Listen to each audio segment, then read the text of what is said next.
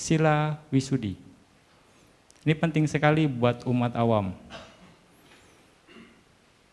Anda harus mengerti sebagai Buddhis sila wisudi, sila Anda harus pegang. Sekarang pertanyaannya, apakah Anda jaga sila Anda sebagai umat awam? Kalau gitu, saya balik lagi, Bante balik lagi, apakah Anda Buddhis? Pada ketawa semua deh. Kadang Buddhis, kadang bukan, Bante. Atau saya, apakah umat Buddhis? Ya, bukan umat Buddha, Bante, tapi ya ada satu biku yang mengatakan mungkin supporternya, Bante. Bukan umatnya, tapi supporter Buddhis. Iya enggak? Sebagai umat awam, Anda harus minimal jaga 5 sila Anda. Kalau Anda betul-betul Buddhis, kalau Anda upasaka, tahu nggak Anda artinya upasaka? Pasti ada yang tahu lah, cuma nggak mau ngomong lah ini. Upasaka itu artinya orang yang mendekat kepada guru. Ya, upasaka artinya dia yang mempraktekkan, ya minimal sebagai umat Buddha, upasaka itu Anda harus ambil 5 sila. Wajib. Bukannya bergantung kondisi. Ya. Wajib ambil 5 sila kalau Anda betul-betul upasaka, makanya. Ya. Apalagi 8 sila. Nah, sebagai upasaka pun setiap uposatha Anda wajib untuk ambil 8 sila. Ya, seminggu sekali atau sebulan 2 kali minimal. Itu upasaka. Gitu. Oke. Nah, yang 5 sila, 8 sila, 9 sila, 10 sila. Nah, kita masuk Pancasila, Panatipata. Nah, untuk lebih jelasnya, Anda harus tahu apa yang dibilang Panatipata. Apa faktor-faktor yang menyebabkan atau bisa dikatakan memenuhi unsur dari pembunuhan itu sendiri. Anda harus mahir ini, jadi supaya nggak bingung, supaya Anda nggak gelisah. Saya melanggar sila enggak ya? Anda harus mahir di sini. Jangan-jangan ntar begini, ntar saya melanggar nih, atau enggak nih, melanggar nih, enggak nih. Pokoknya pelanggaran sila itu sendiri terjadi ketika faktor-faktornya komplit. Ketika unsur-unsurnya, faktor-faktornya lengkap semuanya. Ya, seperti Panatipata, membunuh makhluk hidup apapun dengan niat. Ya, membunuh makhluk hidup apapun dengan niat. Makhluk hidup apapun dengan niat. Ya. Ada 5 faktor. Yang pertama, ada makhluknya, ada makhluk hidupnya. Terus Anda tahu ada makhluk hidup tersebut, Anda tahu. Lalu ada niat untuk membunuh. Ada niat untuk membunuh, berusaha untuk membunuh. Ada usahanya, ya, untuk membunuh. Lalu makhluknya mati karena dibunuh. Ini adalah 5 faktor yang menyebabkan terjadinya pembunuhan. Kalau 5 ini komplit, Anda sukses untuk membunuh. Ya, Anda sukses membunuh. Terjadi pelanggaran, gitu. Ya. Jadi kalau kurang 1, tidak. Salah satu dari ini kurang, tidak terjadi pembunuhan. Artinya tidak komplit. Bukan pembunuhan, bukan pelanggaran sila. Kalau dari salah satu ini tidak komplit. Ya. Terus berat atau ringannya karma yang dihasilkan dari membunuh ini bergantung dari ukuran yang dibunuh. Semakin besar, semakin berat kamanya. Gitu. Semakin besar, semakin berat kamanya. Berarti kalau semut nggak apa-apa, Bante ya. Jangan juga. Nyamuk oke juga Bante, kecil Bante, berarti kamanya kecil, jangan juga. Ya, nah praktek terus juga praktek kemoralan. Nih, praktek kemoralannya menentukan berat atau ringannya kama yang dihasilkan. Lalu niatnya dan usahanya juga menentukan. Nah, misalnya ngebunuh nyamuk, tapi Anda niat banget ngebunuh, mati dah lu. Nah, itu niatnya kuat, usahanya juga kenceng gitu. Nah, ya kan? Ngebunuh nyamuk misalnya, banyak nyamuk, ntar saya di pasar beli raket nyamuk, beli baterainya 3 atau 4 buat cadangan kalau baterainya habis. Beli ke pasar, bawa motor, balik lagi ke rumah, oke, saya udah siap punya raket nyamuk di rumah nih. Berarti usahanya kan kuat itu. Ya kan, usahanya mantap nih.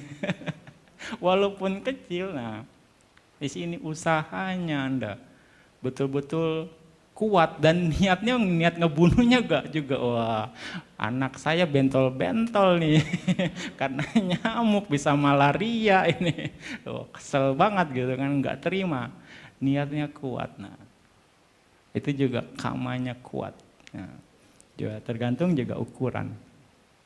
Ya, ini satu kondisi ya. Jadi kama berat atau ringannya. Ini Anda harus pahami ya sebagai umat awam.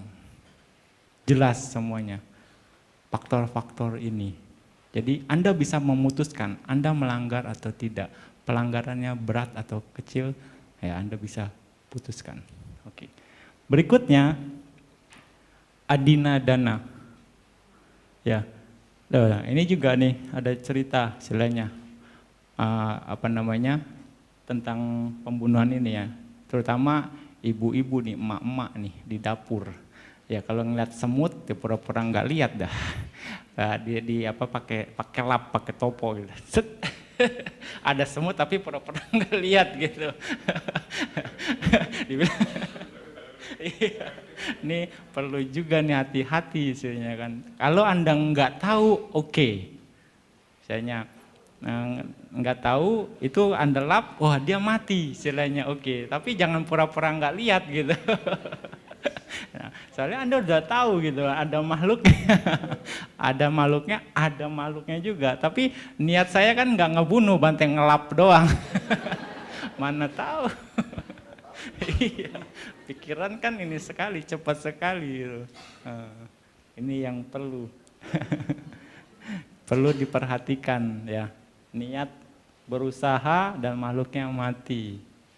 Oke, yang kedua adinadana. Adinadana pengertiannya dengan sengaja atau niat mengambil sesuatu yang tidak diberikan. Di sini yang tidak diberikan, mengambil sesuatu yang tidak diberikan dengan gerakan tubuh, dengan kata-kata, surat atau tulisan. Ya. Dengan gerakan tubuh, kata-kata, surat atau tulisan.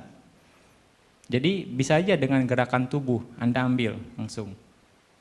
Oke, gerakan tubuh Anda. Atau mungkin juga dengan kata-kata. Kata-kata ambilin sana. Nyuruh orang. Ya enggak? Ambilin. Padahal bukan punya dia. Ambil aja. Gitu. Ada mangga tuh. Udah lempar aja gitu. Misalnya gitu kan. Lempar aja udah, enggak apa-apa. Padahal bukan punya dia. Itu dengan kata-kata atau juga dengan tulisan atau surat. Dengan tulisan atau surat ya sudah gini. Nah, itu termasuk mengambil. Gerakan tubuh juga bisa, Anda kasih isyarat. Udah. Nah.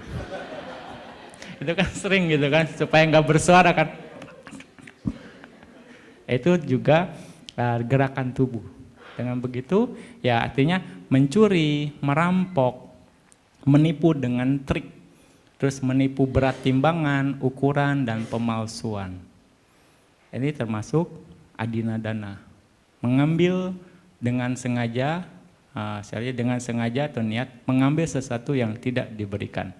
Ada 5 faktor untuk terjadinya adina dana ini, pencurian ini. Yang pertama, barang milik orang lain.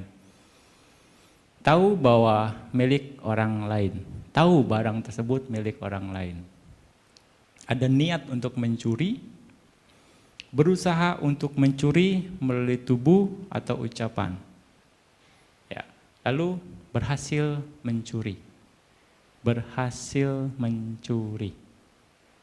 Itu kategori atau 5 syarat terjadinya pencurian. 5 syarat. Ya. Berarti ulang, ada barang milik orang lain, tahu bahwa milik orang lain, barang tersebut milik orang lain, ada niat untuk mencuri, berusaha mencuri melalui tubuh dan ucapan, yang tadi, gerakan tubuh, kata-kata atau juga surat melalui tulisan, dan berhasil mencuri, gitu.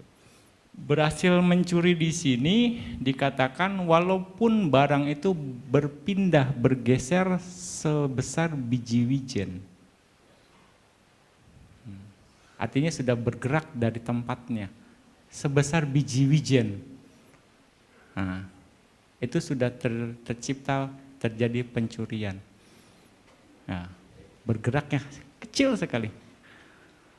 Nah, itu pencurian namanya. Apalagi udah dibawa, udah diangkat. Ya, sebesar biji wijen aja, nah, itu sudah termasuk kategori pencurian. Nah, berat ringannya dari kama yang dihasilkan dari adina dana ini adalah praktek kemoralan dan kemuliaan dari orang tersebut. Ya, dan juga nilai barang.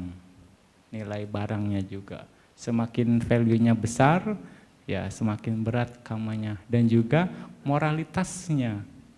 Nah, ini juga ya orang baik, kalau Anda mencuri, misalnya ada yang mencuri dari orang yang baik, artinya dia punya silanya baik, jaga sila dengan baik, itu juga berat kamanya, ya, gitu, berat kamanya. Ini moralitasnya, dari praktek kemoralan dan kemuliaan. Apalagi misalnya Anda mencuri, ada seorang yang mencuri, orang yang punya jana, yang punya konsentrasi. Ini kan kemuliaan di sini. Ya, tingkat-tingkatan spiritual. Itu orang yang punya jana dicuri barangnya. Itu juga berat kamanya. Juga Arya Pugala. Itu juga sama berat kamanya. Gitu. Ya, itu adina dana, dengan sengaja mengambil sesuatu yang tidak diberikan. Yang 3, kamesu mica cara. Oh, kurang 1 ra-nya ya. Kamesu mica cara.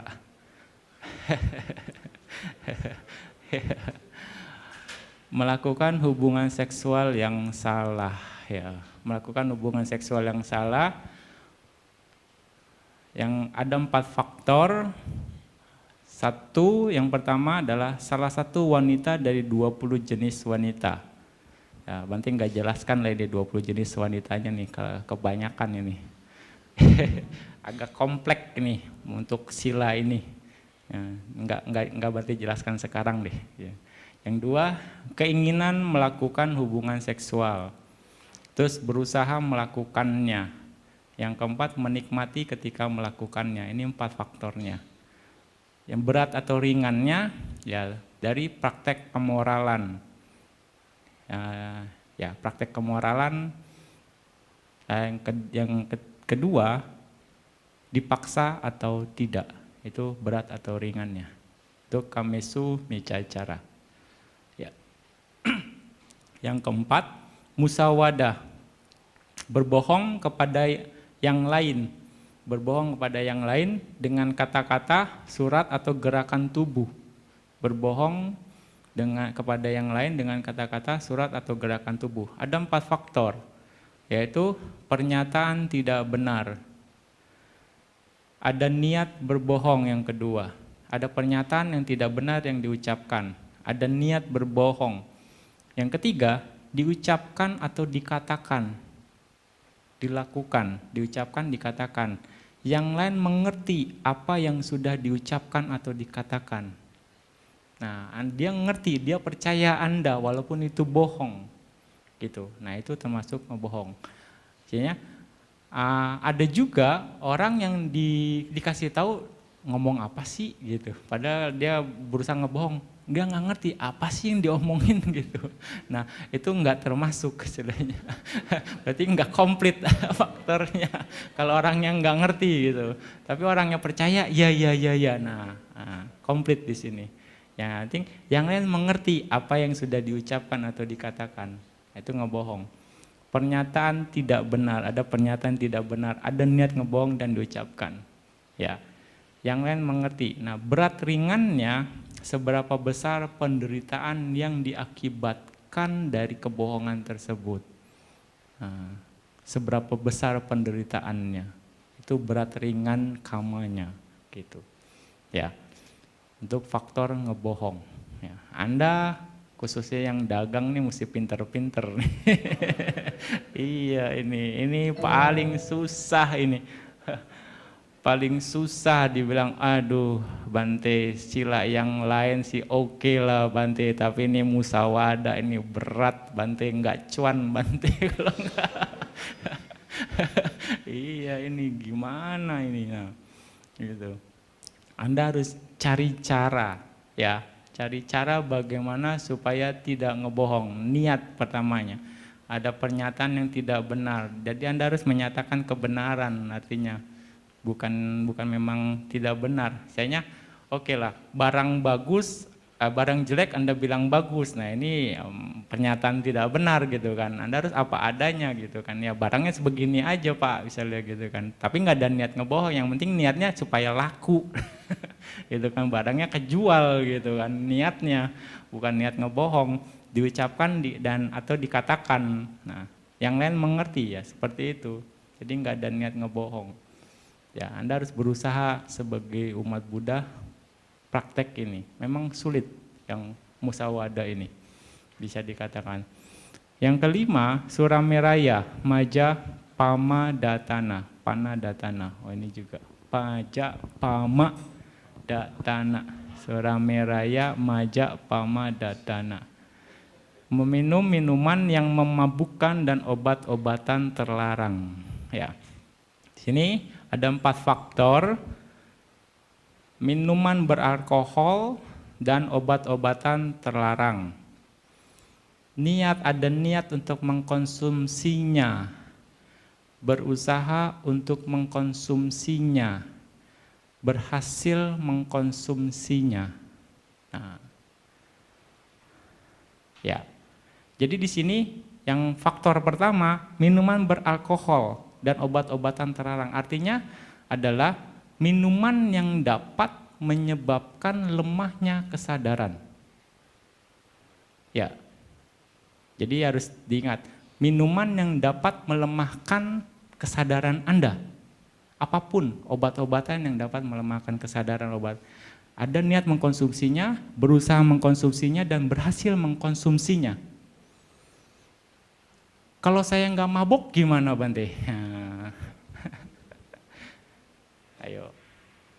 Ya itu kan minuman yang bisa melemahkan kesadaran Anda. Mabok nggak mabok itu kan daya tahan Anda. Tapi minuman itu menyebabkan lemahnya kesadaran Anda.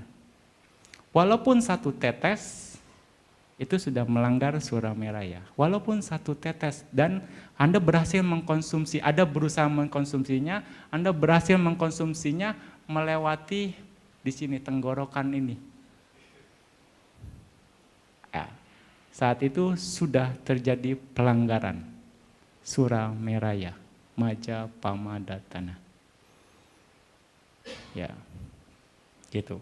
Ya, jadi bukan artinya minum sebotol tapi nggak mabok Bante, tapi yang berarti nggak melanggar dong Bante. Ya kan, nggak bisa, tetap pelanggaran. Walaupun 1 tetes, karena 1 tetes itu kan ada potensi untuk melemahkan kesadaran Anda, potensi melemahkan kesadarannya. Nah itu, ini yang, ya ini yang repotnya, orang habis melahirkan ini Bante mesti pakai angcu ya kan. Nah ini masalah perempuan. Iya ya, yang penting kalau sudah dimasak rasa alkoholnya hilang, dan bau alkoholnya hilang, Anda bisa konsumsi. Kalau masih ada, itu pun pelanggaran. Masih terasa alkoholnya, masih ada efeknya, ya itu pun pelanggaran. Ya. Ya. Ya, ini zaman sekarang lebih modern ya. Termasuk. Misalnya berhasil mengkonsumsinya.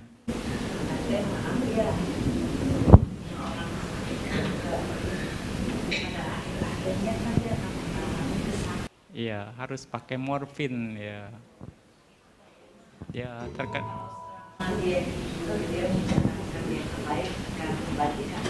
pada akhirnya menghadapi masa itu menggunakan.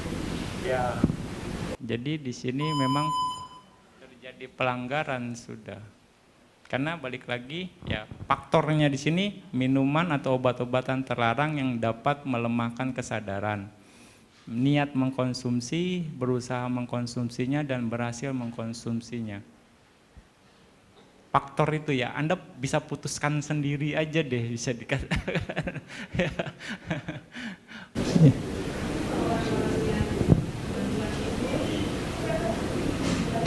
Obat tidur. Sekarang obat tidur obat terlarang atau bukan? Kira-kira.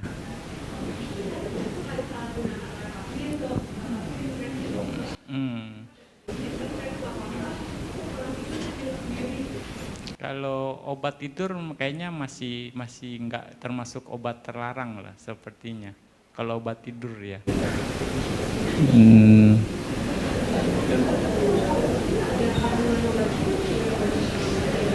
Salah satunya.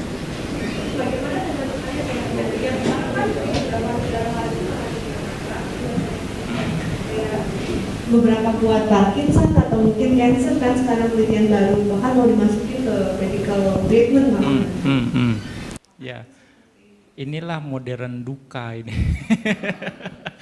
Zaman Buddha nggak ada ya begini. Sekarang karena kemajuan teknologi, sains ya complicated jadinya. Tapi ya intinya 4 faktor ini deh Anda putuskan minuman beralkohol dan obat-obatan terlarang yang dapat melemahkan kesadaran fungsinya, niat mengkonsumsinya, berusaha mengkonsumsinya dan berhasil mengkonsumsinya. Anda bisa putuskan sendiri. Ya gitu. Memang ya modern duka sedanya sekarang ini. Ya, patokannya ini saja deh. Oke, ya itu 5 Pancasila ya, faktor-faktornya ya. Wah kayaknya seru nih, udah mulai panas ini. Wah, bagai sila, wah. Tapi waktu tidak memungkinkan lagi, mungkin kita akan break ya. Ya, kita lanjut lagi ya materinya. Tadi sampai sila kelima. Ya, cukup jelas ya atau sudah jelas ya tentang Pancasila. Ya, ini yang harus Anda jaga, sila ini kemurniannya sebagai umat awam.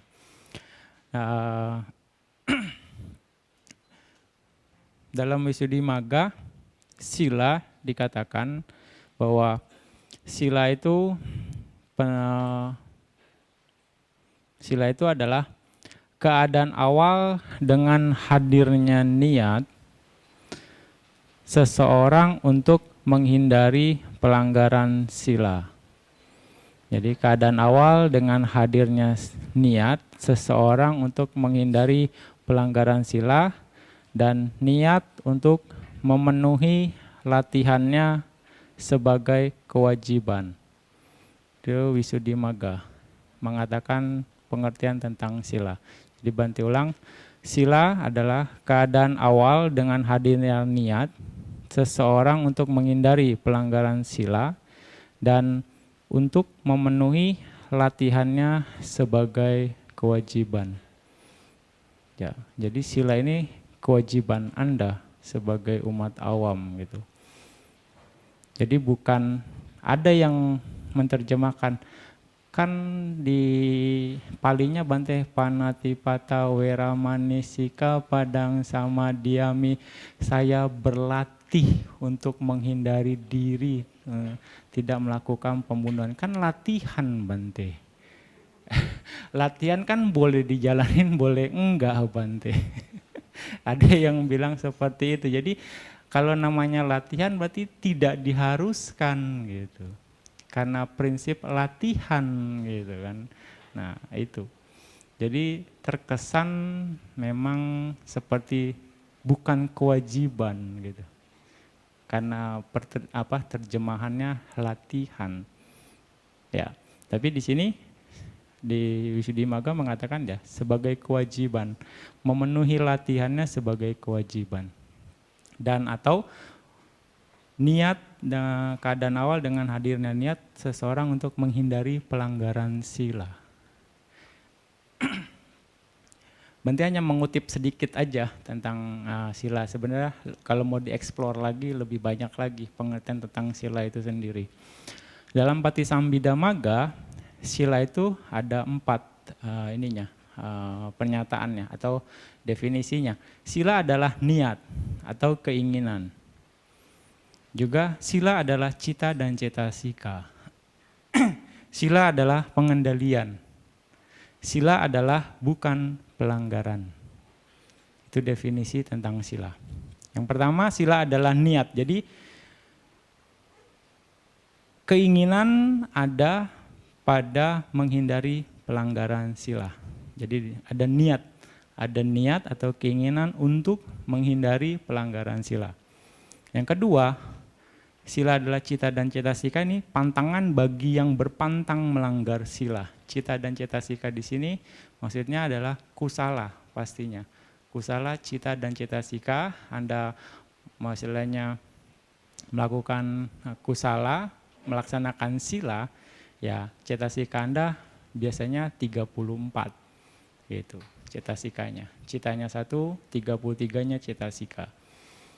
Lalu sila adalah pengendalian yang tadi di awal ya, pengendalian patimokkha, terus penuh perhatian atau dalam menjaga indera sangwara sila, pengetahuan, mengerti penggunaan kebutuhannya, juga pengendalian kesabaran, ya, pengendalian kesabaran, menahan panas dan dingin, itu juga pengertian dari pengendalian.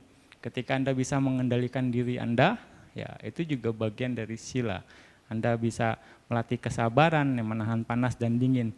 Dan pengendalian mengusahakan atau berusaha atau bersemangat tidak membiarkan nafsu keinginan ketika muncul. Jadi ada usaha untuk ya menahan nafsu keinginan Anda, kilesa Anda. Itu bagian dari pengendalian diri. Itu bentuk dari sila itu sendiri. Jadi terjemahan sila ini sangat luas. Bukan hanya enggak ngebunuh, enggak mencuri, enggak berbuat asusila, enggak berbohong, dan juga tidak mabuk-mabukan. Nah, tapi pengendalian diri ini juga ya, usaha dan atau semangat tidak membiarkan nafsu keinginan ketika nafsu keinginan muncul, tidak membiarkan, ada pengendaliannya. Ya, juga semangat berusaha atau semangat untuk pemurnian kehidupan, itu pengertian sila. Yang keempat, sila adalah bukan pelanggaran, artinya bukan pelanggaran secara ucapan dan jasmani. Jadi memang yang dikontrol, yang dikendalikan dari sila adalah ucapan dan jasmani Anda, yang dikendalikan. Ya, tidak membunuh, tidak mencuri, tidak berbuat asusila, dan tidak berbohong. Hanya 2 saluran, ucapan dan jasmani Anda, perbuatan badan jasmani. Pikiran tidak. Ya, itu sila. Nah, karakteristik dari sila itu fungsinya untuk menghentikan ketidakbaikan dan tanpa celah. Menghentikan ketidakbaikan dan tanpa celah, aksinya itu menghentikan ketidakbaikan. Tujuannya kualitas tanpa celah pada orang-orang yang bajik. Kualitas tanpa celah pada orang-orang yang bajik. Itu karakteristik dari sila. Ya, jadi ketika Anda menjaga sila, ya Anda akan menghentikan ketidakbaikan Anda dan ketanpa celaan. Jadi Anda bisa dikatakan tidak ada celah. Dan itu juga aksinya menghentikan ketidakbaikan. Ya. Tujuannya kualitas tanpa celah pada orang-orang yang bajik. Yaitu pernyataan singkat, definisi singkat tentang sila. Ya. Juga bagaimana pelaksanaan sila Anda menjadi superior. Ya. Ini Anda juga harus paham. Bagaimana pelaksanaan sila Anda bisa menjadi Anda menghasilkan kualitas tihetuka. Tihetuka juga yang ukata. Nah, bukan yang omaka. Ya. Nah, di sini Anda mengambil sila, misalnya di hadapan biku atau mungkin Buddha Rupang dengan penuh bahagia, penuh hormat dan tekad yang kuat. Niatnya, ya.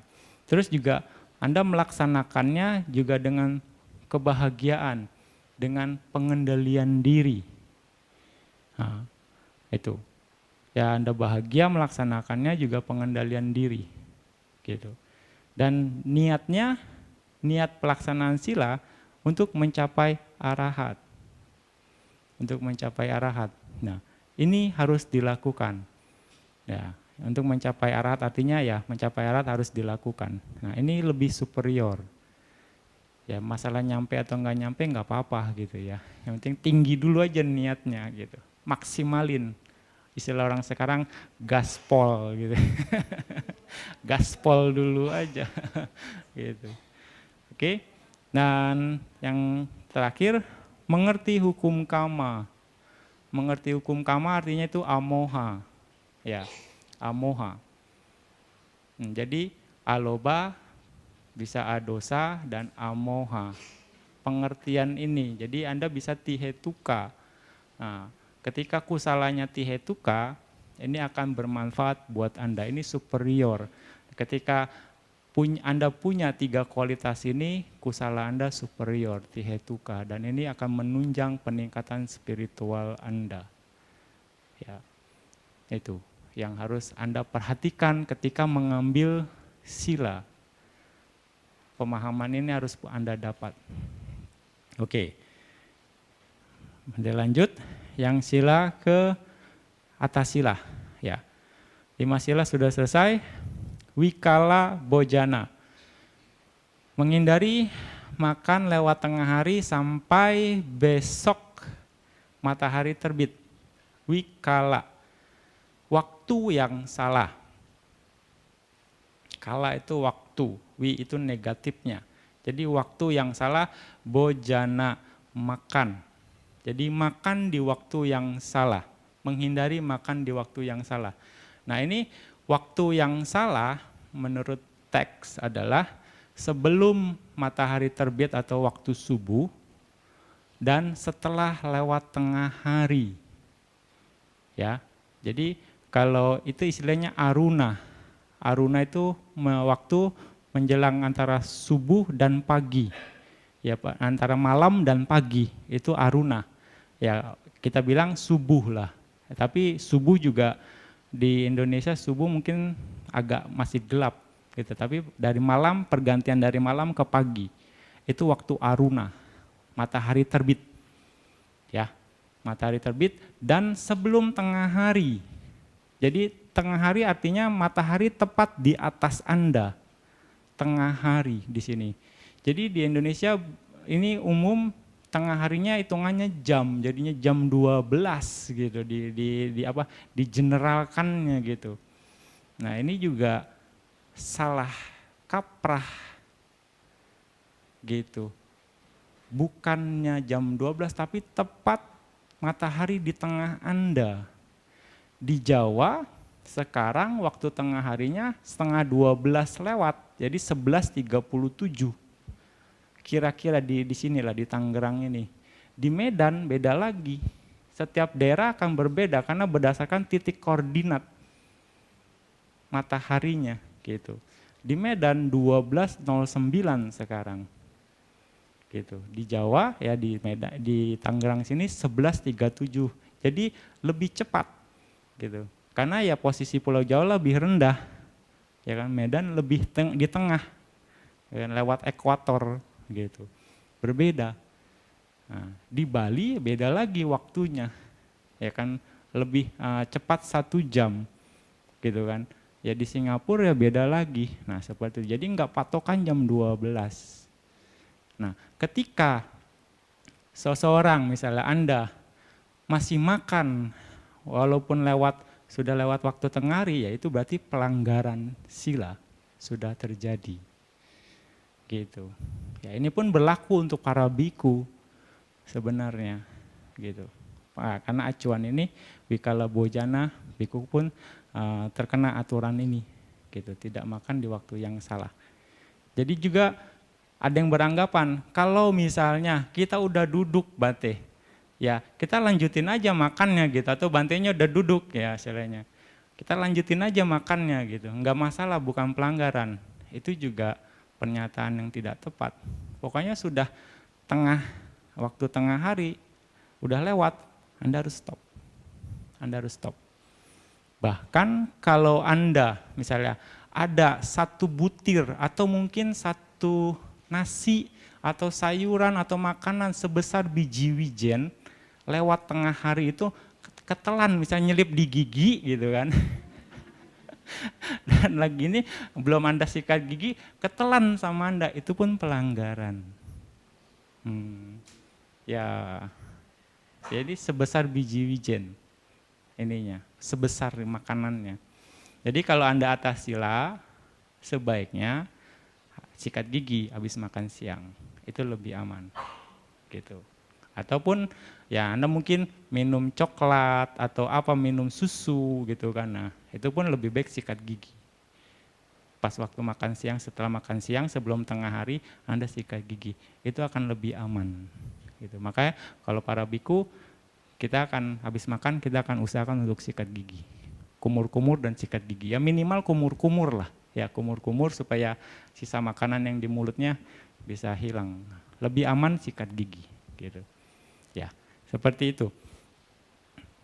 Jadi Wikala Bojana, bisa paham ya jadinya ya. Jadi enggak jam 12 patokannya nih. Ya, harus pas tengah hari. Harus pas tengah harinya, dan di setiap daerah akan berbeda. Di setiap daerah akan berbeda. Berikutnya, Naca Gita Wadita Wisuka Dasana. Yang ketujuh, Malaganda Wilepana Darana Mandana Wibu Sanatana. Ini panjang ini. Entah ini ibu-ibu bisa enggak ini Naca Gita. Naca di sini tidak menari dan membuat yang lain menari. Bahkan binatang. Naca di sini pengertiannya. Dan tidak pergi melihat pertunjukan, tari-tarian atau konser. Ya. Gita tidak bernyanyi dan membuat yang lain bernyanyi.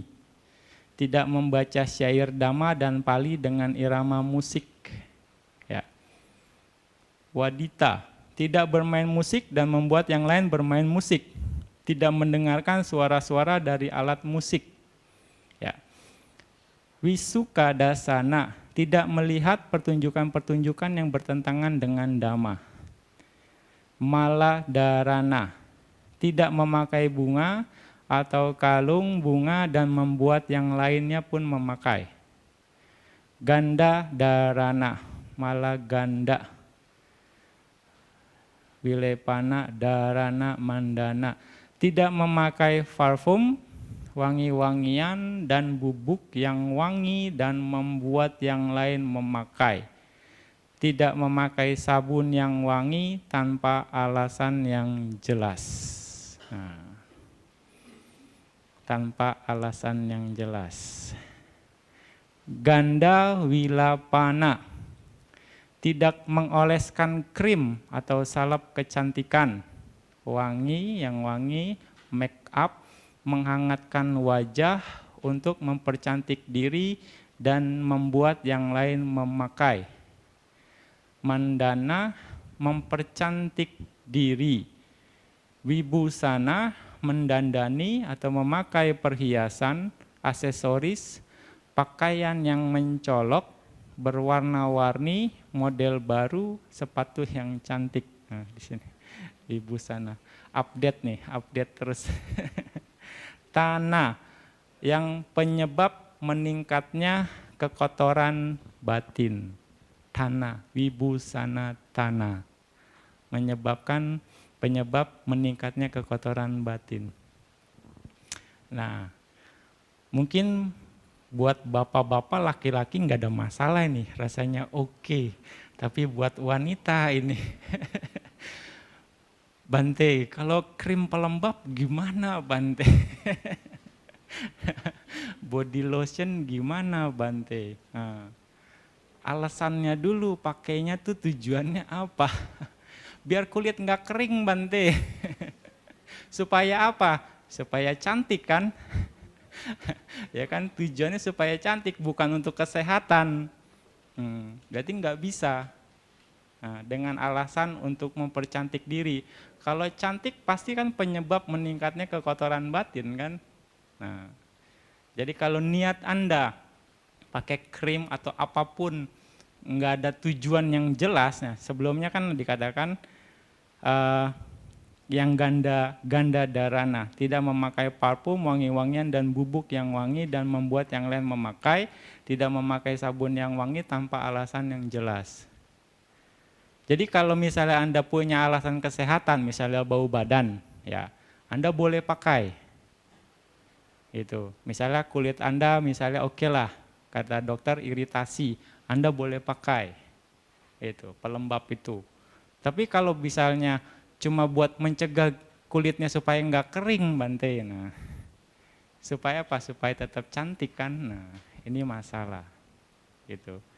Ini masalah. Jadi tidak boleh pakai. Harus ada alasan kesehatan baru boleh pakai. Ya.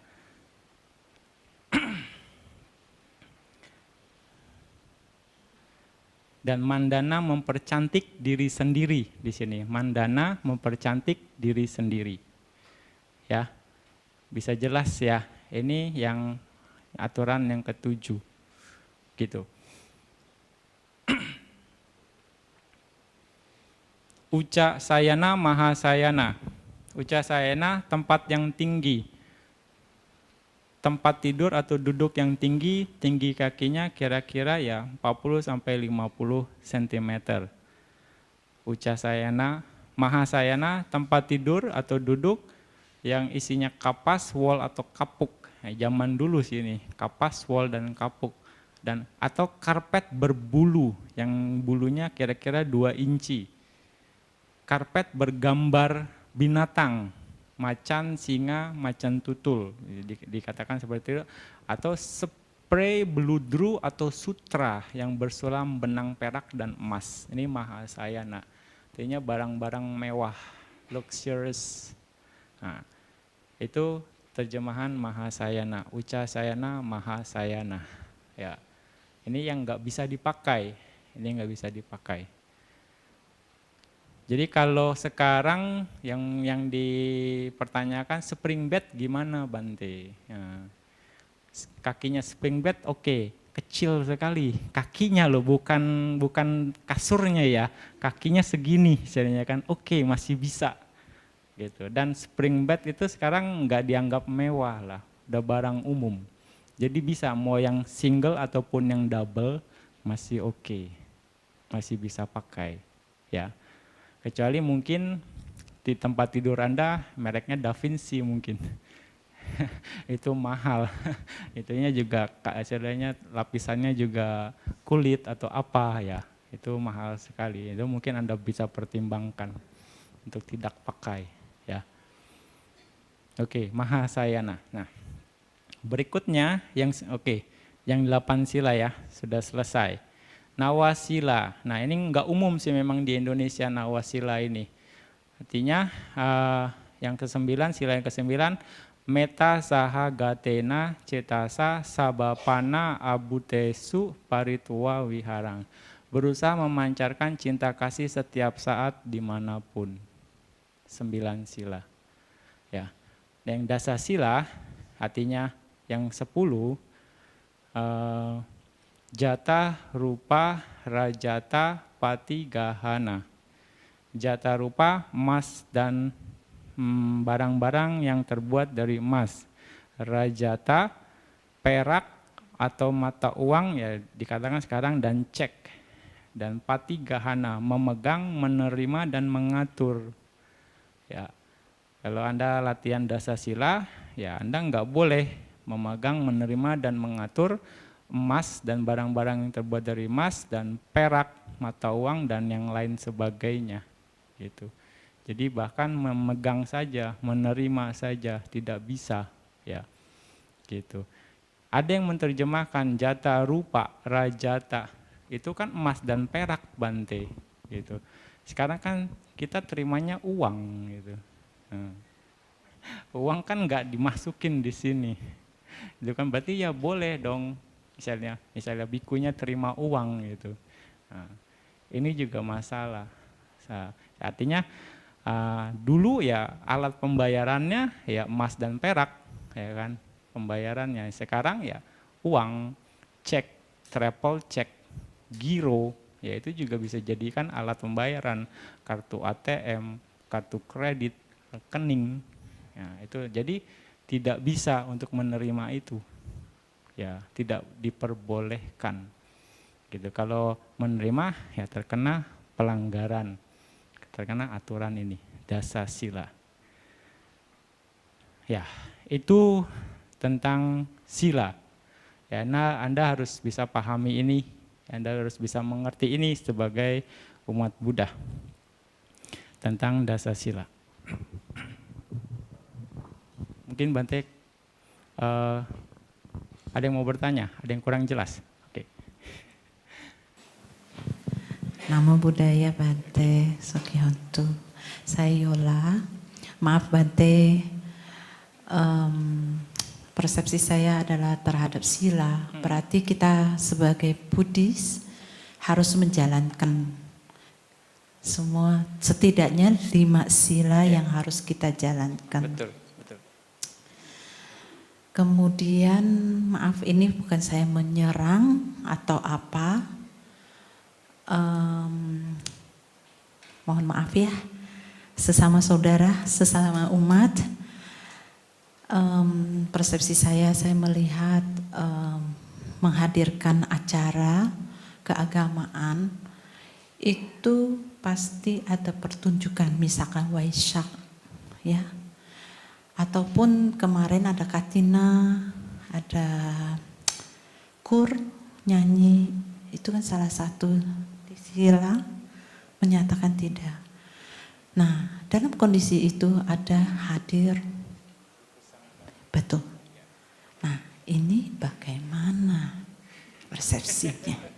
Oke, maaf ya semua. Ya sekali lagi kalau umatnya dulu ya. Kalau umatnya ambil 8 sila dan melihat pertunjukan itu umatnya melanggar sila. Oke, lalu kalau bikunya juga menikmati pertunjukan itu, bikunya pun melanggar sila, melanggar winaya gitu. Mau nggak mau walaupun pertunjukannya temanya Buddhis, Dhamma gitu, tapi melihat, menyaksikan pertunjukan dengan alasan apapun. Jadi memang tidak pantas biku untuk hadir ketika ada acara seperti itu. Tidak pantas. Pelanggaran winaya. Ya, bikunya yang akan bermasalah. Iya.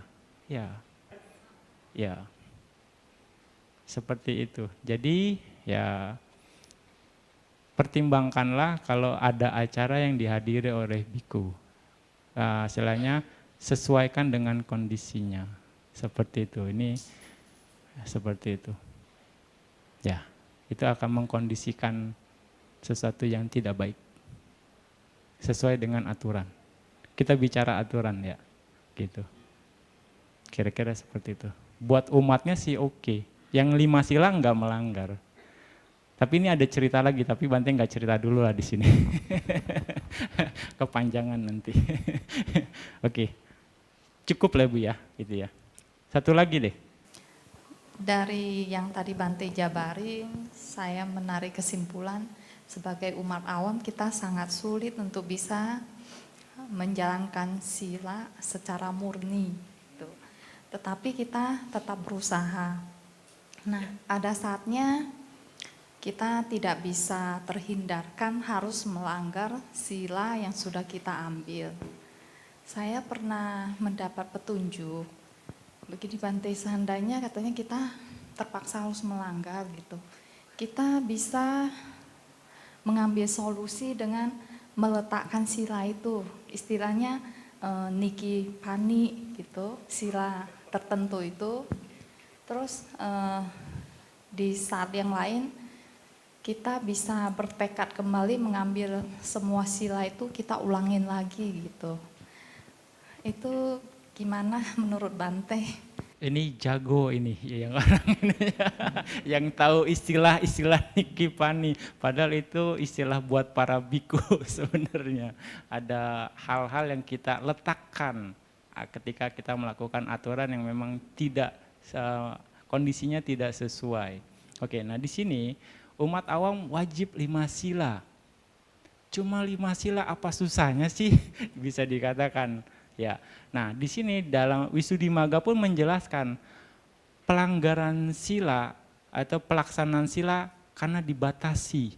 Pertama, karena keluarga, karena teman, karena pekerjaan, juga karena hal-hal yang karena dibatasi oleh waktu.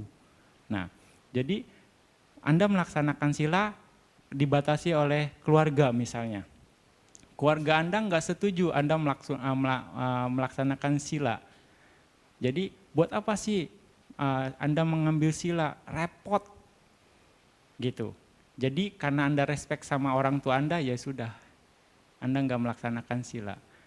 Gitu. Jadi sila dikalahkan oleh keluarga Anda. Sesuatu hal yang rendah. Juga sila dikalahkan oleh pekerjaan Anda. Sekarang ya karena pekerjaan Anda harus berbohong. Jadi Anda pakai istilah Anda terpaksa melanggar. Ya kan? Karena sila dikalahkan oleh sesuatu yang rendah, pekerjaan. Sekarang lebih mulia mana pelaksanaan sila atau pekerjaan? Lebih mulia mana pelaksanaan sila sama keluarga Anda? Lebih mulia mana pelaksanaan sila dari teman-teman Anda? Lebih mulia mana pelaksanaan sila dengan waktu Anda? Anda bisa pertimbangkan itu. Ya, di situ.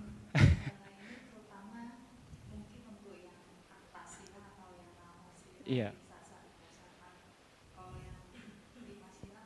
Ya, makanya pelaksanaan sila ini satu dasarnya adalah sada. Anda harus punya keyakinan. Sada yang kuat, saya akan coba jalani ini. Karena apa? Manfaatnya besar. Nah, jadi berusaha untuk jadi murni. Nah, pelaksanaan sila bisa juga dibatasi oleh waktu. Misalnya Anda, saya melaksanakan atas sila, misalnya sampai jam 5 saja. Itu pun bisa. Artinya tapi dibatasi oleh waktu. Ya. Selama Anda tidak melanggar pelaksanaan sila Anda sampai dengan waktu yang ditentukan, ya sila Anda murni. Gitu. Tapi hanya sebatas itu saja. Gitu. Pembatasan oleh waktu. Ya mungkin yang istilah Anda niki pami itu ya juga Anda batasi oleh waktu. Jadi ketika mau melanggar Anda lepas silanya. Dibatasi oleh caranya kondisi Anda. Artinya silanya kalah karena kondisi. Nah, artinya tekad Anda menjalankan silanya kurang kuat. Tekad Anda kurang kuat, sada Anda juga kurang kuat. Bisa dikatakan seperti itu. Tingkat keyakinannya sada. Seperti itu. Bante, untuk masalah yang makanan itu mungkin pembiasaannya itu lebih bisa diatasi dibandingkan dengan sila-sila yang lain, Bante. Betul. Dan seandainya kita patokan seperti sore, kita niki pani, nanti malam kita ambil lagi, Itu seperti mengakalin ya. Nah, tapi kalau kita tidak mengambil kembali Bante, itu juga sayang gitu. Karena dari malam ke besok paginya biasanya kan ya lebih nggak ada aktivitas gitu ya. Jadi kita kalau kondisi istirahat dalam keadaan sedang mengambil sila mungkin itu lebih baik gitu. Ini hitung-hitungannya kenceng ini. Hitungan ekonomi ini nggak mau rugi ya. Iya kan, nggak mau rugi. Lagi kondisi nyaman oke lah, kirain kondisi susah lepas dulu deh. Atau lagi seperti kondisi begini Bante, mungkin kita mau melakukan perjalanan atau sedang Ya, keluar gitu ya, ya, transportasi, kalau seandainya terjadi apa-apa gitu, kalau kita meninggalnya dalam keadaan kondisi sedang mengambil sila, Bagus. ya itu kan lebih bagus. Iya. Makanya biasanya kita berusaha mengambil kembali gitu Bante. Seperti itu. Jadi gini, Buddha menjelaskan pelaksanaan sila itu yang tadi Bante sudah jelaskan di awal seperti seekor yak. Artinya yak itu apa ya? Seperti ya burung merak lah ya. Seperti burung merak kan ekornya indah. Ya kan, justru daya tariknya di ekornya itu. Ekornya saat itu kesangkut sama duri. Dia akan memilih diam. Kalau bisa sampai mati daripada ekornya rusak. Karena kalau ekornya rusak, bisa dibilang daya tariknya hilang, harga dirinya nggak ada, bisa dikatakan. Nah, pelaksanaan sila pun begitu, lebih baik Anda mati daripada melanggar sila. Bisa nggak? Nah, Buddha mengatakan seperti itu loh, perumpamaan pelaksanaan sila. Apapun kondisinya, lebih baik saya mati daripada melanggar sila. Itu ada contoh juga dalam teks. Ada satu Mahatera, dia diikat oleh rampok di hutan. Dan diikatnya itu dengan akar, pohon-pohonan rambat, tanaman rambat. Ada aturan biku bahwa biku tidak boleh merusak tanaman. Nah, akar itu masih hidup. Dan Bante ini ya karena dia tahu akarnya ini masih hidup tanaman, jadi dia diam saja, nggak bergerak sampai mati, gitu saat itu.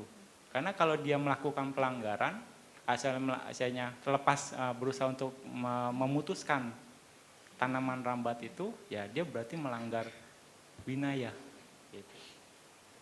Seperti itu kira-kira. Ya, nomodana Bante. Ya. Oke, Bante lanjut ya. Bante lanjut. Nah, tentang pelaksanaan sila ke-8, atas sila. Ya Bante sedikit kasih info deh. Ya mungkin ada yang sudah pernah dengar. Ya Bante sering mengatakan ini juga.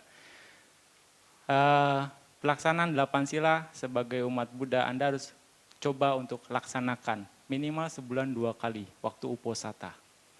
Ya, waktu uposatha.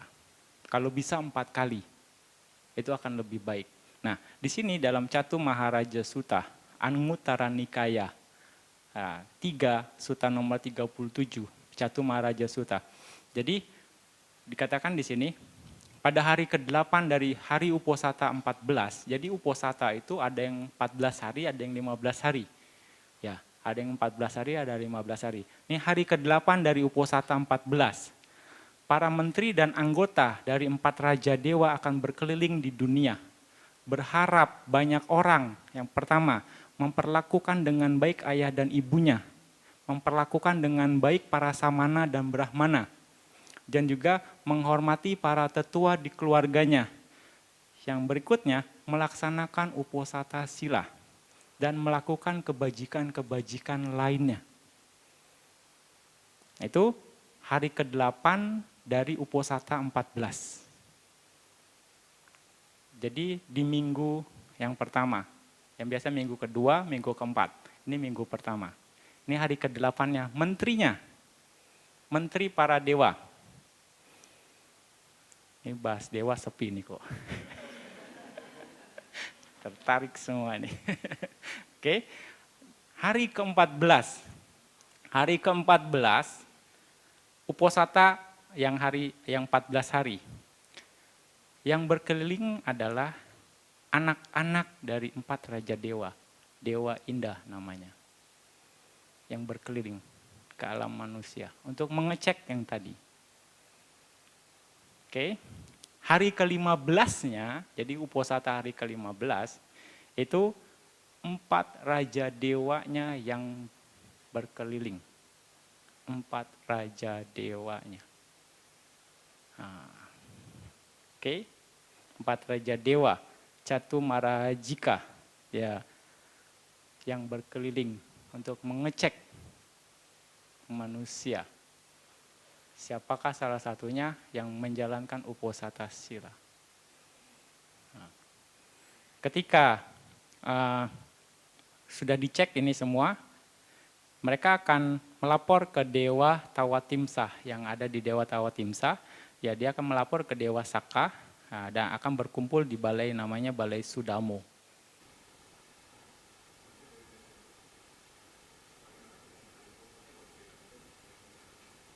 Pasti sama.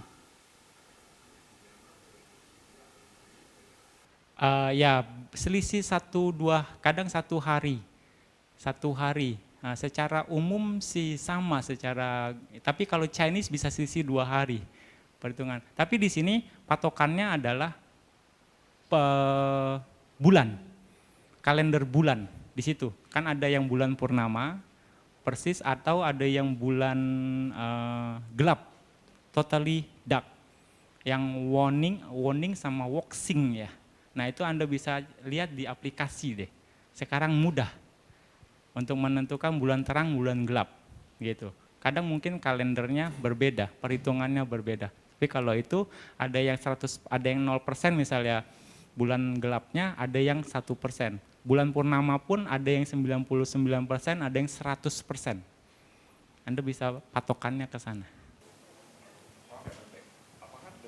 Dalam konteks ini kehadiran para dewanya masih relevan ya? Maksudnya apakah dewanya keliling terus gitu? Sorry, ini Suta ini yang berkata. Ya, tinggal Anda buktikan saja. Oke, Suta ini Anda bisa cek di Anguttara Nikaya. Nah, Catumaraja Sutta, silakan. Betul atau enggak? Ya, buktikan sendiri ya. Nanti hanya menyampaikan informasi yang menarik di sini, ya.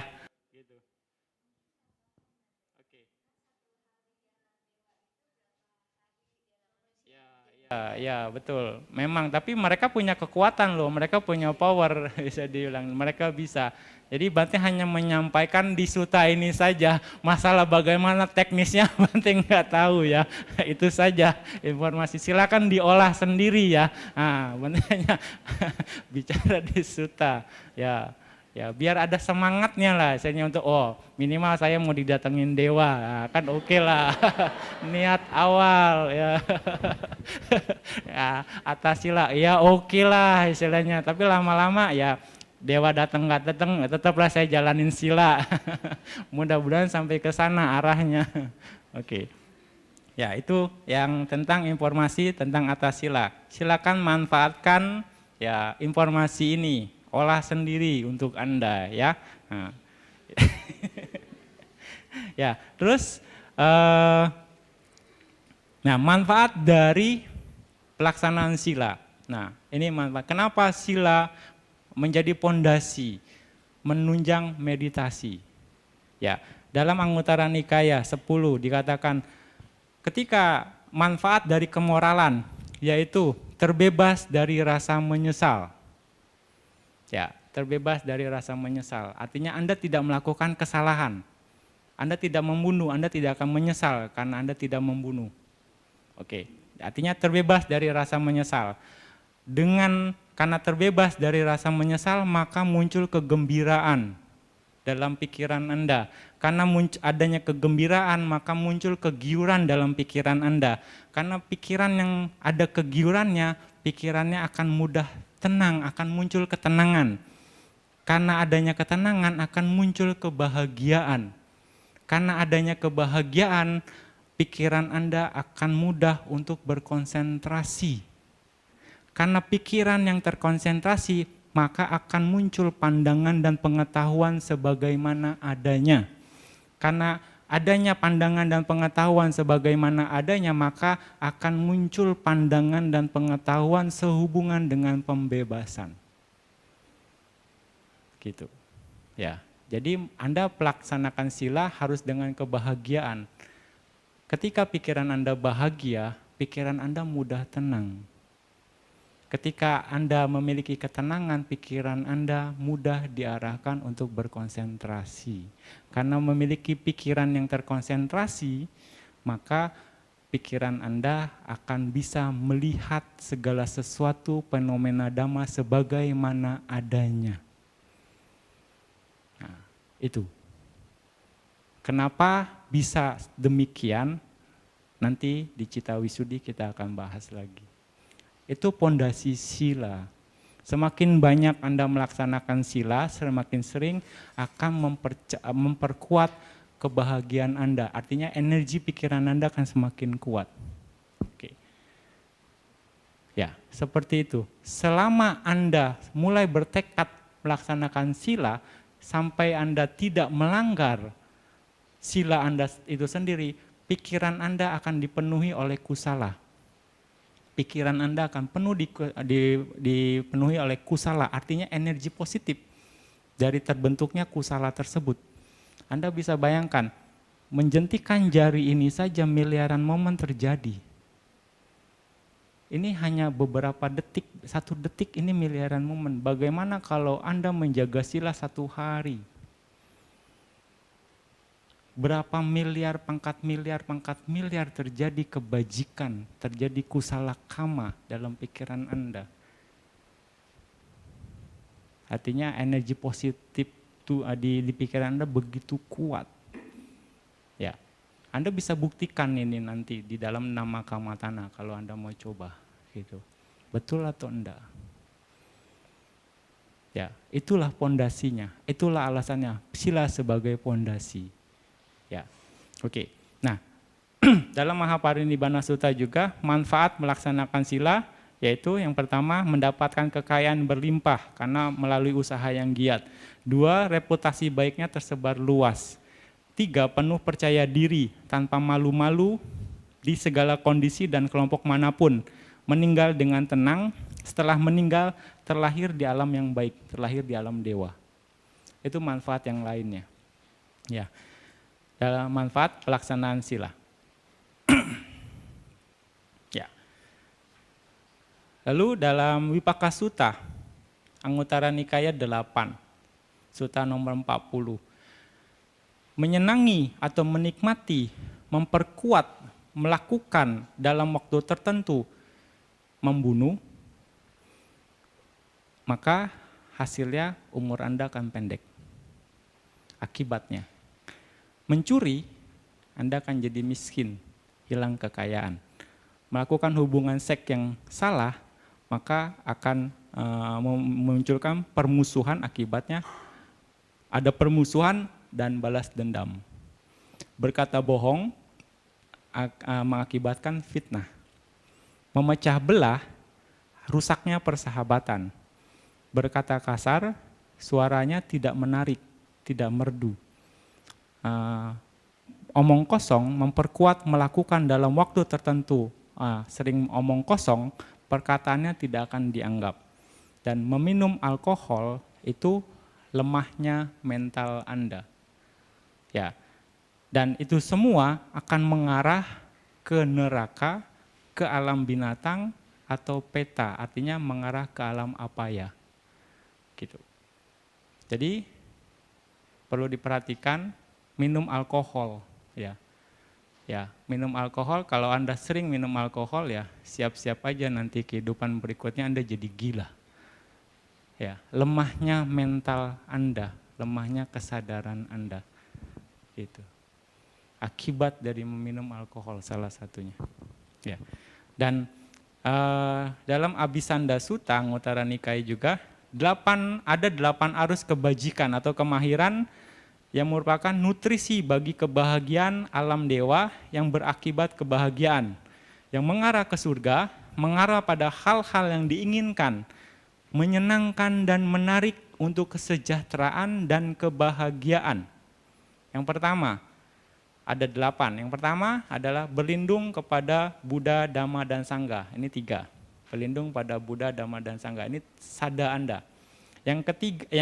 Berikutnya, 5 berikutnya, tidak membunuh, tidak mencuri, tidak berbuat asusila, tidak berbohong, tidak mabuk-mabukan. Artinya pelaksanaan sila di sini.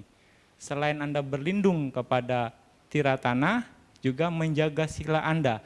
8 ini adalah arus kebajikan, yang kemahiran, nutrisi bagi kebahagiaan, bagi alam dewa, yang juga berakibat kebahagiaan, yang mengarah ke surga, mengarah pada hal-hal yang diinginkan, menyenangkan dan menarik. Nah, ketika Anda melakukan pelaksanaan, artinya menjaga sila Anda akan memberikan kebebasan terhadap bahaya, memberikan kebebasan terhadap kebencian, dan juga memberikan kebebasan penindasan tak terhingga bagi makhluk hidup ketika Anda melaksanakan sila. Artinya Anda memberikan kenyamanan, Anda memberikan rasa aman, rasa bahagia kepada makhluk di sekitar Anda, siapapun di sekitar Anda, dari pelaksanaan sila Anda. Ya kan? Anda tidak membunuh, orang-orang dekat Anda atau makhluk dekat Anda akan merasa nyaman. Karena Anda nggak akan membunuh, tidak akan menyakiti.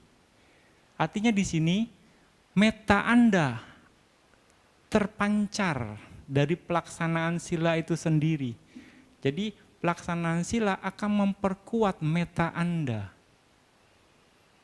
secara alamiah, gitu. Jadi membuat nyaman. Ya, Anda sadar enggak ini? Enggak, Bante. Ini yang harus Anda pahami. Kenapa sila begitu begitu bermanfaat sebagai pondasi? Ya kan? Kenapa sila begitu istilahnya luar biasa? Ketika Anda memberikan kenyamanan kepada pihak lain, ketika Anda memberikan rasa aman kepada pihak lain, ketika Anda memberikan kebahagiaan pada pihak lain, Anda pun akan merasa nyaman kan? Anda pun akan merasa aman kan? Anda pun akan merasa bahagia kan? Efek sampingnya langsung. Begitu Anda nyaman, begitu Anda bahagia, Anda aman, pikiran Anda kan tenang. Betul enggak? Tidak ada rasa menyesal. Betul enggak? Muncul kegembiraan, muncul kegiuran, muncul ketenangan, muncul kebahagiaan, pikiran Anda mudah untuk berkonsentrasi. Betul enggak? Semuanya akan mengarah ke sana. Balik-baliknya lagi ke sana, gitu. Makanya sila sebagai pondasi untuk menunjang meditasi Anda, samadhi. Ya, itulah arusnya, itulah arahnya, itulah bisa dikatakan sistemnya, polanya seperti itu.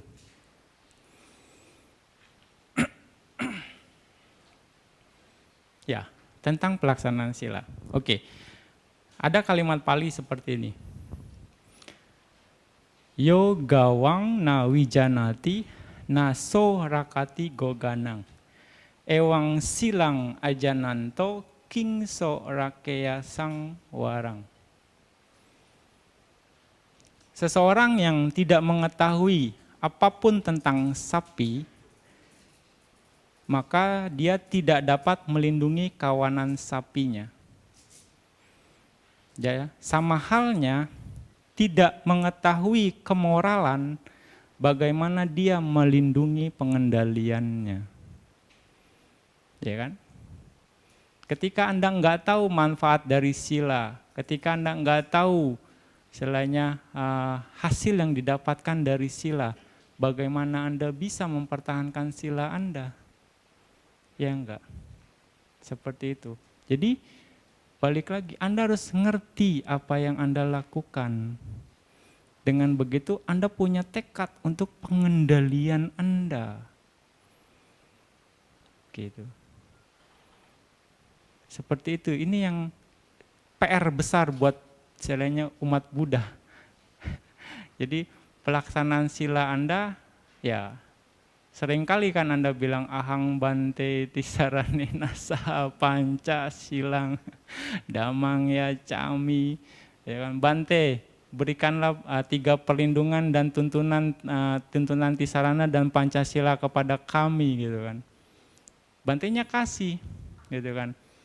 Terus kan terakhirnya tisaranena saha panca silang damang sadukang katwa. Tisarana 3 perlindungan sudah diberikan dan juga Pancasila apamadena sampadeta, ya kan.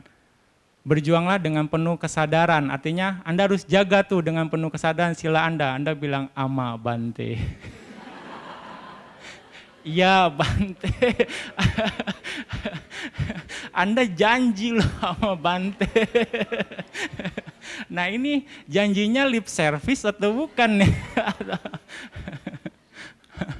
Atau cuma seremonial doang ini. Gimana Eko? Ya enggak? Ya kan? Inilah kualitas umat Buddha. Sekarang ini. Ya kan? Begitu dibilang, wah Bante jaga sila susah. Padahal udah janji gitu sama Bante. Ya. Ini PR besar buat Anda. Ya. Ya enggak? Ya. Inilah yang terjadi ya. Kita harus meningkat. Anda harus meningkat secara kualitas, secara umat Buddha. Pengertian dulu. Anda harus punya sada, punya keyakinan. Karena sada terhadap Buddha Dhamma Sangha itulah arus kebajikan yang tidak terhingga. Apapun yang Anda inginkan, kalau Anda punya sada, Anda punya sila, akan terwujud. Pasti. Gitu. Buktikan saja. Gitu. Seperti itu. Oke. Berikutnya. Secara alamiah, setiap makhluk hidup menginginkan umur panjang. Ini berhubungan dengan sila, ya kan? Dan tidak ingin dibunuh. Ya enggak? Oleh karenanya, seseorang harus tidak membunuh makhluk apapun. Pengorbanan harus tidak dilakukan dengan membunuh makhluk manapun. Yang beranggapan bahwa pengorbanan dengan membunuh makhluk apapun adalah kebajikan, itu adalah pandangan salah.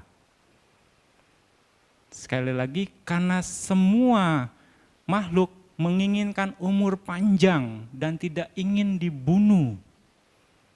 Semut sekalipun kalau Anda ganggu, dia akan gigit. Artinya dia tidak mau kebahagiaan dia terganggu. Betul enggak? Apalagi dibunuh. Ketika ada penganggapan pengorbanan dengan membunuh makhluk hidup lain, itu adalah kebajikan, itu adalah pandangan salah. Anda harus bisa pahami ini. Itu sila yang pertama. Jadi secara alamiah setiap makhluk hidup menginginkan untuk tidak dirampok atau dicuri barang-barang yang dimilikinya. Ya enggak? Anda juga enggak mau kan barang Anda dirampok, barang Anda dicuri. Semua makhluk. Oleh karenanya tidak seorang pun harus mencuri barang-barang orang lain untuk dirinya atau orang lain. Seseorang yang mencuri artinya tidak memiliki simpati kepada yang lain. Rasa simpati adalah kebaikan yang harus dimiliki oleh setiap orang. Gitu. Tidak seorang pun suka untuk dicuri. Jadi tidak seorang pun harus mencuri dari yang lain. Ya, pahami ini. Ya. Lalu kesetiaan secara alami setiap makhluk hidup menginginkan kesetiaan dan tidak ingin dikhianati oleh pasangannya. Ada enggak sih pasangannya yang mau udah itu aja deh, terserah gitu. Enggak mau kan? Maunya setia pasangannya. Maunya tidak ingin dikhianati. Kalau ada will yang lain, kalau ada pil yang lain apa? Pelakor ya. Istilah pelakor.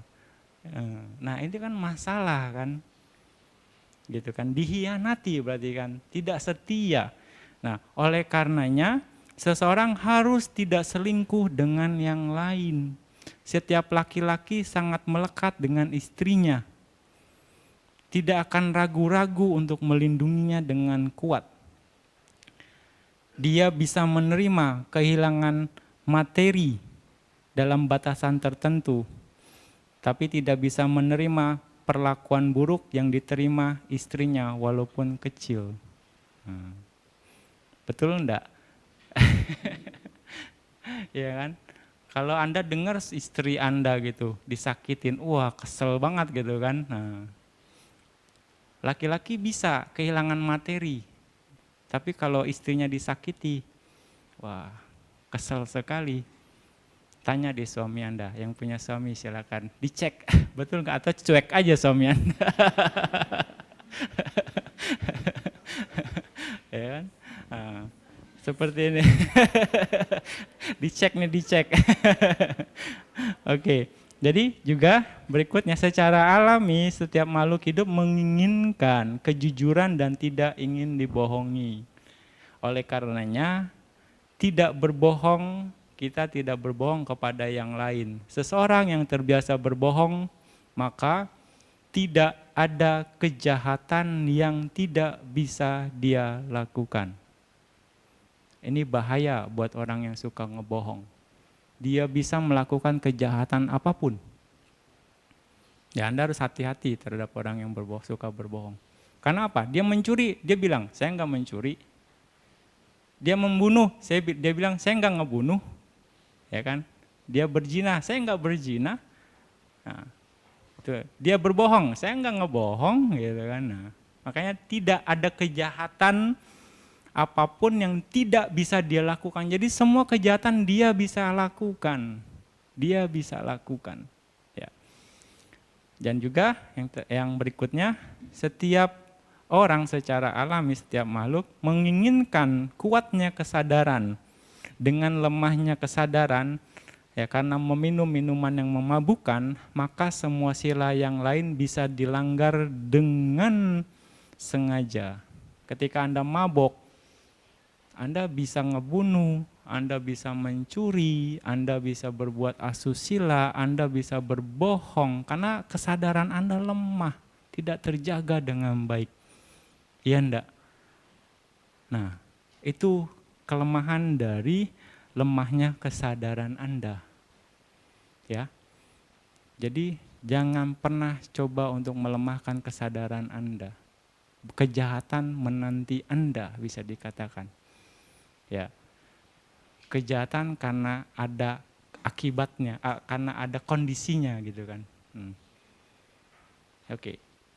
Dengan membandingkan diri sendiri dan yang lain, mengerti bahwa seperti dia yang menginginkan bahagia, tidak menyukai menderita, begitu juga semua makhluk lainnya mau menjadi bahagia, tidak menyukai menderita, tidak menyukai penderitaan. Maka kita harus memperkuat pikiran yang mengharapkan dan menginginkan kebahagiaan dan kesejahteraan bagi makhluk lain. Ini adalah prinsip dasar dari sila. Ya, seperti Anda juga yang mau bahagia, makhluk lain juga mau bahagia. Sama, ini prinsip dasar dari meta sesungguhnya.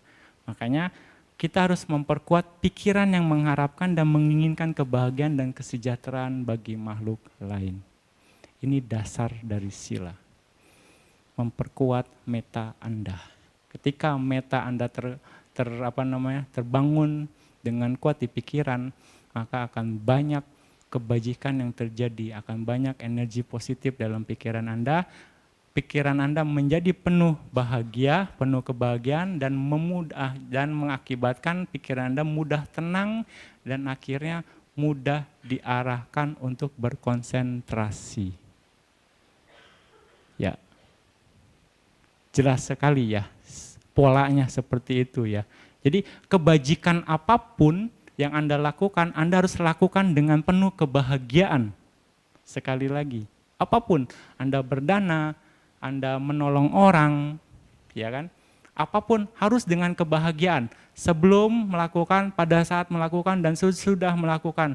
Penuh dengan kebahagiaan, harus diliputi oleh kebahagiaan. Jangan ragu-ragu, jangan khawatir, jangan takut. Kalau Anda ragu-ragu berbuat baik, ini masalah. Ketika Anda khawatir berbuat baik, ini masalah. Ketika Anda takut dalam berbuat baik, ini masalah. Karena tidak ada kebahagiaan yang di sana. Yang ada adalah keraguan, ketakutan, dan kegelisahan dalam pikiran Anda. Seperti itu. Jadi lakukan kebajikan dengan penuh kebahagiaan. Sebelum, pada saat, dan sesudah. Manfaatnya akan sangat besar buat Anda. Gitu. Oke? Bisa paham ya? Bisa dapat di sini ya. Oke. Oke, itu tentang sila wisudi. Jadi Anda tahu bagaimana sila wisudi menjadi pondasi, ya, menjadi pondasi untuk samadhi. Ya, sila wisudi menjadi pondasi untuk samadhi. Kayaknya samadhi base-nya, pondasinya adalah sila, moralitas.